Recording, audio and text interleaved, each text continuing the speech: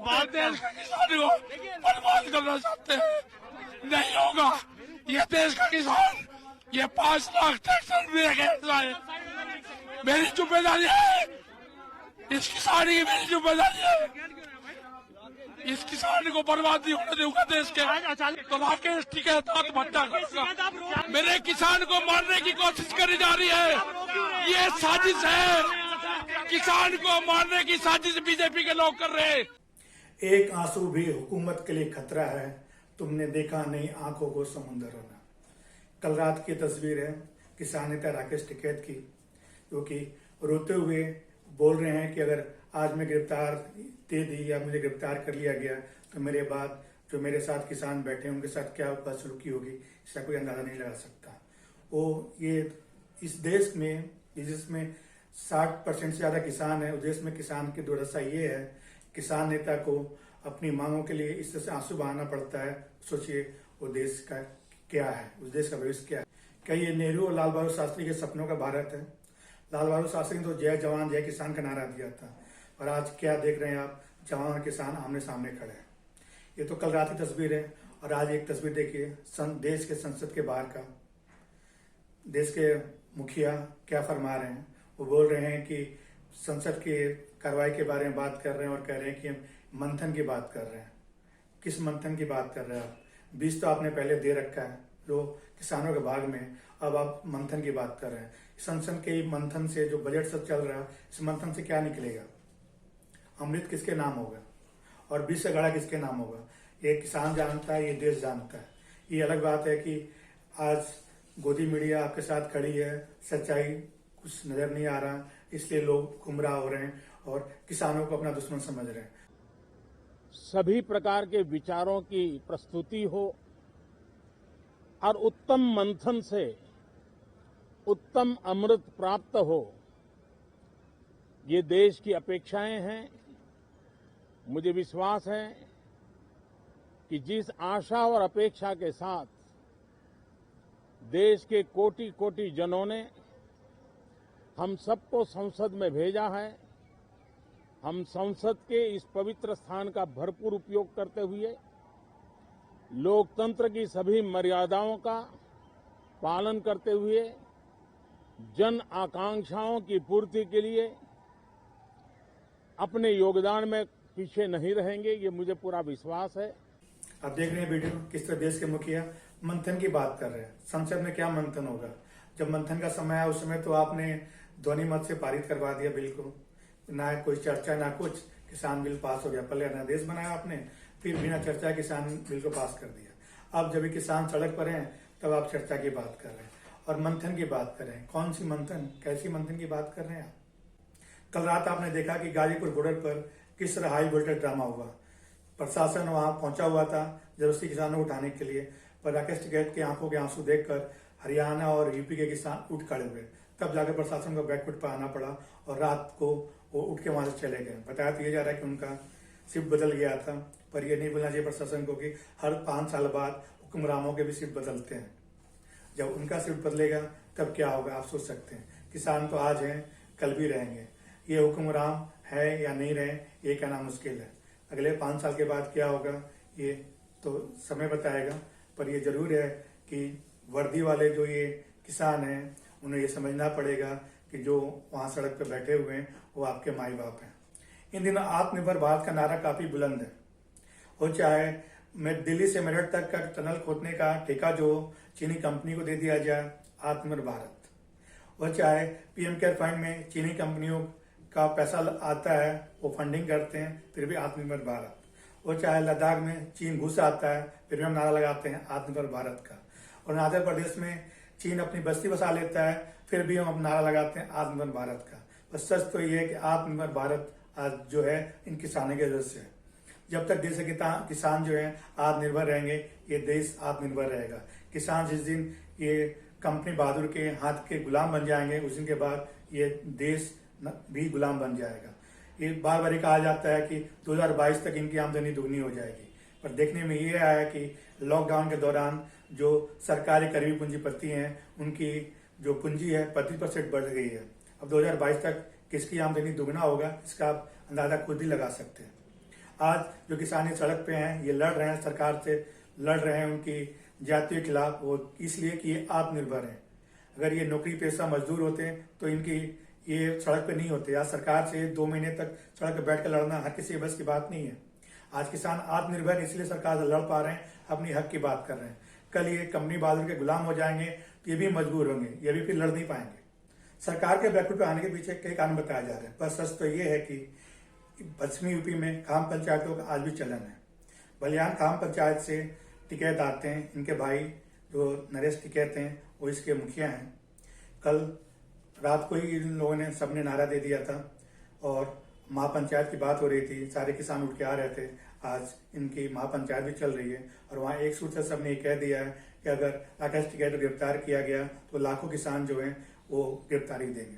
तो मेन वजह ये है कि जो यूपी में जो अभी भी खा पंचायत जिंदा है और उनमें इस टिकैत परिवार की अच्छी पकड़ है, इसके कारण सरकार को बैकफुट पे आना पड़ा। पर जो इनके सलाहकार उनको समझ में नहीं आ रहा है ऐसी सलाह वो क्यों दे रहे हैं।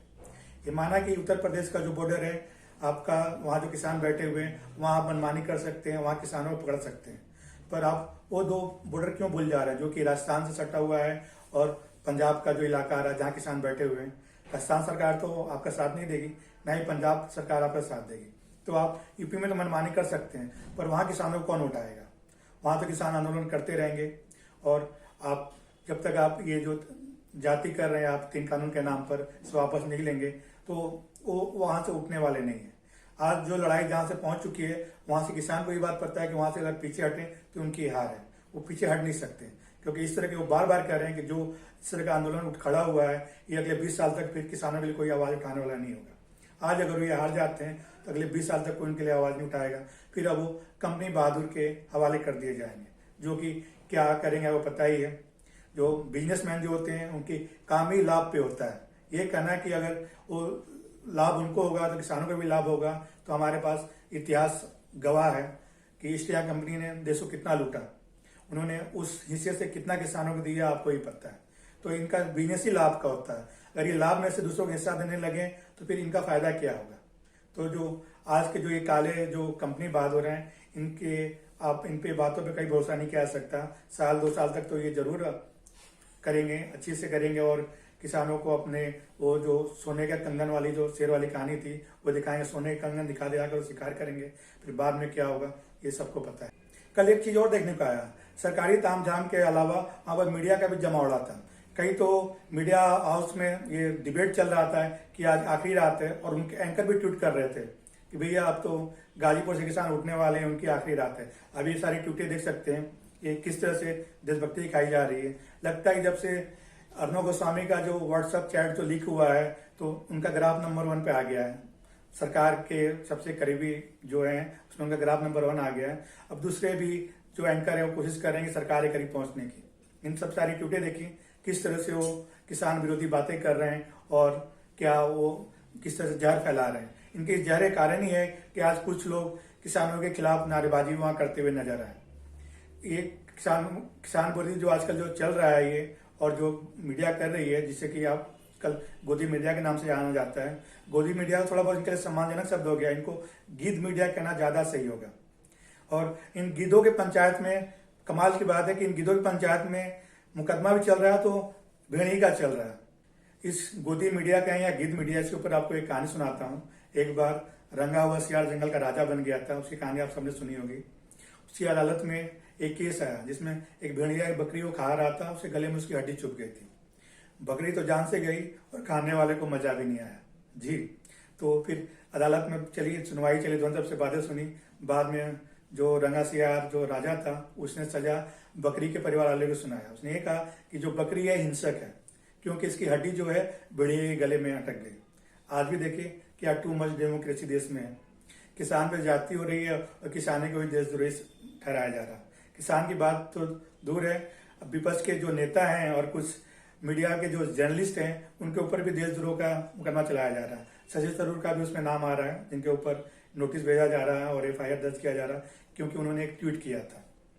जो बंदा वहां पे लाल किले में झंडा फहरा रहा, अपना वीडियो जारी कर रहा और किसान जो है उसके ऊपर बार बार जितने भी किसान नेता हैं सब भी उस पर आरोप शुरू से लगा रहे थे कि ये जो संगठन है हमारे साथ नहीं है, ये हिंसा फैला सकता है। और खुद वो जो बंदा लाल किला पे दिख रहा है उसका कहीं भी केस में नाम नहीं है, उसको बचाया जा रहा है। और जो शांति के समर्थक है, उस शांति से जो 2 महीने से किसान बैठे हुए हैं उनके ऊपर FIR दर्ज किया जा रहा और उन पर देशद्रोह का मुकदमा चलाया जा रहा।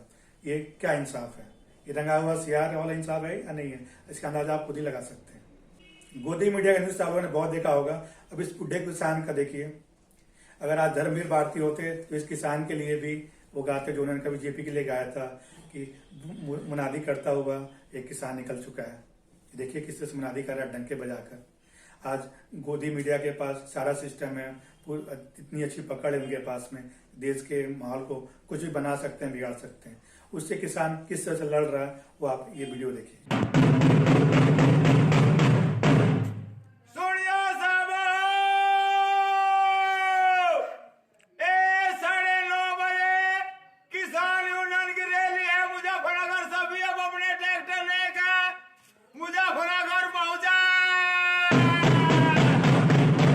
दिल्ली दंगे का तस्वीर और रिपब्लिक डे के दिन जो हुआ, दोनों स्क्रिप्टेड लग रहा था। लगता है कि आदमी ने वो स्क्रिप्ट लिखा था।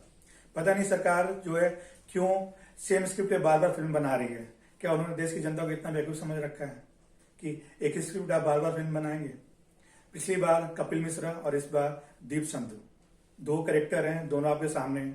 अब देश की जनता को फैसला करना है कि सच क्या है, झूठ क्या है। किसान नेताओं पर FIR दर्ज कर उनको डराने की कोशिश की जा रही है तो ठीक है, फिर ये रणनीति तो सही है। पर अगर आप उनको गिरफ्तार करेंगे फिर ये आंदोलन बिना इंजन के डब्बे की तरह हो जाएगा। ये नेता जो है उनको अभी तक बांध के रखे हैं किसानों को। जब ये नेता नहीं रहेंगे, आप इनको अरेस्ट कर लेंगे, फिर ये बिन इंजन का ये ट्रेन का डब्बा हो जाएगा और फिर किधर जाएगा ये कहना मुश्किल होगा। सरकार के लिए मुश्किल हो जाएगा, क्योंकि सरकार कि अगर इतनी अच्छी किसानों में पकड़ होती तो आज ये जो लाखों किसान बॉर्डर पर बैठे हुए आज वो बैठे नहीं होते। आज वो सरकार की बात सुनते और मन की बात सुनकर खुश होते, जैसे कि दूसरे जो खरीदे हुए जो किसान हैं, जो कि बिक चुके हैं, कुछ संगठन जो हैं, जो कि अभी अभी पनपे भी हैं, कई संगठन ऐसे भी हैं जो कि जाके किसी मंत्री से मिलते हैं और बाद में अपने संगठन को रजिस्टर कराते हैं। तो ऐसे संगठन भी हैं जो कि सरकार समर्थक हैं। तो ये अगर किसान अगर इन नेताओं को आप अगर अरेस्ट कर लेंगे तो अब फिर आगे मुश्किल हो सकता है इनको कंट्रोल करना, क्योंकि ये जो नेता हैं जिनके कारण ये शांति है। क्योंकि आपने देखा हुआ रिपब्लिक डे के दिन भी तो किसान नेता बार बार उनका आह्वान कर रहे थे, उनके आह्वान के बाद ही ये लाखों किसान वापस दिल्ली से बाहर गए थे। आज 2 तस्वीरें उभर कर सामने आई। एक तरफ किसानों का महापंचायत या कहें कि किसानों का संसद, और दूसरी तरफ आज संसद में राष्ट्रपति का अभिभाषण। विपक्ष ने तो उनका बहिष्कार किया और उन्होंने अपना तेवर साफ कर दिया इस बार बजट सेशन किस तरह का होने वाला है। पर एक बात ये तय है कि संसद में विपक्ष रहे ना रहे ऐसा कुछ फर्क नहीं पड़ता। शोर शराबा हो, कुछ भी करे, जो इनको करना हो तो करेंगे और ये चलता रहेगा। अंत में गोरख पांडे जी की एक कविता सुनाना चाहूंगा। वे डरते हैं, किस चीज से डरते हैं वे, तमाम धन दौलत गोला बारूद पुलिस फौज के बावजूद। वे डरते हैं कि एक दिन निहत्थे और गरीब लोग उनसे डरना बंद कर देंगे। जी यही सच है। सब कुछ ये डर का बिजनेस है और डर बना रहा है तो अच्छा है। जिस दिन डर हट गया उस दिन इस सरकार का क्या होगा ये कहना मुश्किल है। फिर ये जो आज सरकारी जो मीडिया है, गोदी मीडिया जो है, गीत की तरह पढ़ी हुई किसानों के पीछे, ये भी नजर नहीं आएंगे। नमस्कार।